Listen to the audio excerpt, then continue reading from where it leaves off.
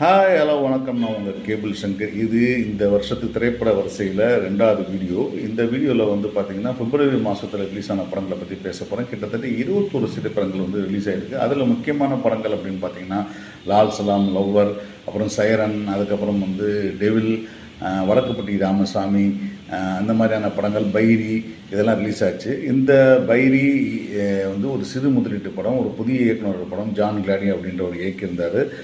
இந்த மாதம் வந்த படங்களில் வடக்குப்பட்டி ராமசாமி ஓரளவுக்கு காமெடி ஒர்க் அவுட் ஆன படமாக இருந்தாலும் கூட எனக்கு ரொம்ப இந்த மாதத்தில் பிப்ரவரி மாதம் 2029 24 பிடித்த படம்னு பார்த்திங்கன்னா பைரி நான் வந்து சொல்லுவேன். ஏன்னா இந்த படம் ஒரு புதிய முயற்சி, புதிய இளைஞர்களோட முயற்சி. ரொம்ப போராடி அந்த படத்தை வந்து ரிலீஸ் பண்ணாங்க. தியேட்டரில் மிகப்பெரிய வரவேற்பு இல்லாட்டாலும் இந்த மாதிரி படங்களுக்கான வரவேற்பு ஓடிடியில் நல்லா இருந்ததன் காரணமாக ஓடிடியில் நல்ல வரவேற்பும் நல்ல திரைப்படம்ன்ற ஒரு அங்கீகாரம் கிடைச்சதுன்றது ரொம்ப முக்கியமான விஷயம்.